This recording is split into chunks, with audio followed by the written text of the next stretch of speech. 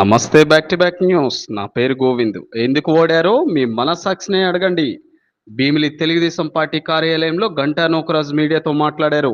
ఈవీఎంలో అవకతవకలు జరిగాయని, జనాలు మభ్యపెట్టి మోసం చేసి గెలిచారని పదే పదే డోలు వాయిస్తున్న జగన్మోహన్ రెడ్డికి గంటా నూకరాజు పలు సూచనలు చేశారు. ప్రీతమ మాజీ ముఖ్యమంత్రి జగన్మోహన్ రెడ్డి ఇంకా ప్రెస్టేషన్లోనే ఉన్నారు. ఎందుకంటే 11 సీట్లతో అతి ఘోరంగా 80% ప్రజలు ఓడిస్తే ఇప్పుడు ఏ విధంగా మాట్లాడుతున్నారో మా అందరికీ తెలుసు. ఈవీఎంల మీద తోసిస్తున్నటువంటి జగన్మోహన్ రెడ్డి మరి 2019లో ఈవీఎంల మీద ఏం మాట్లాడామని అడుగుతున్నా. మరి భారత రాజ్యాంగంలో సుప్రీంకోర్టు గైడ్లైన్స్లో జరుగుతున్నటువంటి మరి ఈవీఎంలని తప్పు పెట్టావంటే నీకు నిజంగా కోర్టు ధిక్కారం కింద వస్తావా లేదని అడుగుతున్నా. ఒక్కసారి ఓటమిని అంగీకరించుకొని ఏ విధంగా ఓడిపోయామని ఆలోచనతో కాకుండా ఈరోజు ప్రజలపైన, అవ్వాతాతలపైన, అమాయకులైన ప్రజలపైన తోసేసి తప్పించుకున్న జగన్మోహన్ రెడ్డి, తప్పిదం అంతా నీవే. ఈరోజు అమరావతిని అటకెక్కించావు, పోలవరాన్ని పక్కకు పెట్టావు, అభివృద్ధిని అటకెక్కించావు.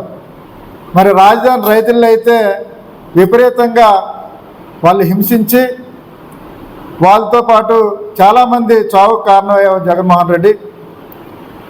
మరి ఒక డాక్టర్ గారు సుధాకర్ గారిని ఏ విధంగా నువ్వు రోడ్డుపై విమర్శించి చంపించావో అందరికీ తెలుసు. అబ్దుల్ సలీం కానివ్వండి, అలాగే ఒక చెల్లి కోసం ఒక అన్న అడిగితే పెట్రోల్ పోసి తగలబెట్టావు. ఇవన్నీ ప్రజలకు కనిపించలేదా అని అడుగుతున్నాను. పెంచిన రేట్లు, విపరీతంగా పెరిగిపోయినటువంటి రేట్లు మా మహిళలకు కనిపించలేదా అని అంటున్నాను. ఇవన్నిటికి మీకు ఓటమికి కారణాలు కాదా అని అడుగుతున్నాను. ఈ రాష్ట్రంలో శాంతి పద్ధతులు ఉన్నాయని అడుగుతున్నాను. ఏ వర్గానికైనా సరే నేను న్యాయం చేసా ఒకసారి గుండె మీద చేసుకుని ఆలోచించి జగన్మోహన్ రెడ్డి. ఒక్క వర్గం నీ వల్ల బాగుపడ్డదని చెప్పండి.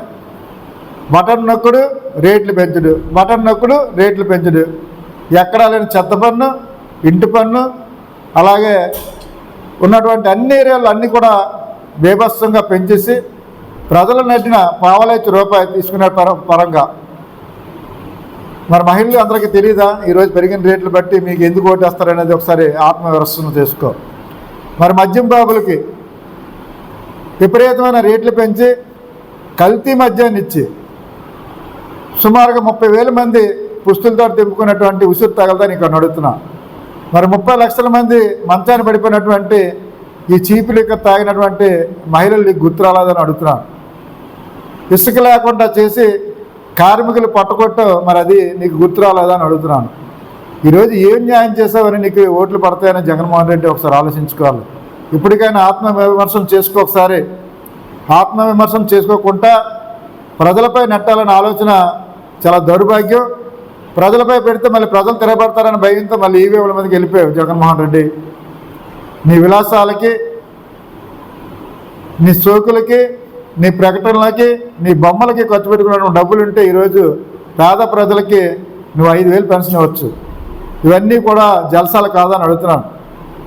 ప్రతిదీ కూడా ఒకసారి విమర్శ చేసుకొని వచ్చే కొత్త ప్రభుత్వానికి ఆహ్వానం పలుకుతూ ప్రభుత్వానికి తోడుగా ఉండాలి తప్ప అప్పుడే ఇంకా 2 రోజులు కూడా అవ్వలేనప్పుడే నీకు అవాకులు చవాకులు పేలడం అది ఎంతవరకు కరెక్టో జగన్మోహన్ రెడ్డి ఒకసారి ఆలోచించుకొని మీ మంత్రులు కానీ, మాజీ మంత్రులు కానీ అందరికీ కూడా ఒకసారి ఆలోచించుకోమని చెప్తున్నాం. ఒకసారి ఆత్మవిమర్శన చేసుకొని రాబోయే రోజుల్లో ప్రతిపక్షం కూడా లేదు నీకు. ఎందుకంటే అసెంబ్లీలో కూర్చొని మాట్లాడటానికి కూడా నీకు ఆ అధికారం కూడా లేదు. కాబట్టి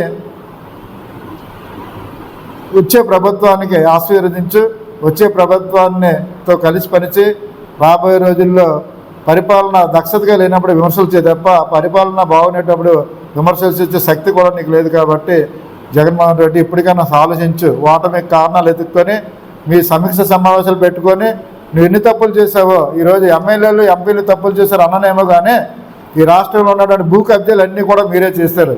గనులు దోచుకున్నారు, సిమెంట్ మీదే, ఐరన్ మీదే, అన్నీ మీవే, వ్యాపారాలన్నీ మీరే. ఒక వ్యాపారం చేసావు తప్ప ఈ రాష్ట్రంలో నువ్వేమీ చేయలేదనేది ప్రజలకు అందరూ తెలుసు. జగన్మోహన్ రెడ్డి నువ్వు దగ్గరగా ఉండి జాగ్రత్తగా పరిపాలన చేసినటువంటి పరిపాలకుడు చంద్రబాబు నాయుడు గారికి ప్రోత్సహించు.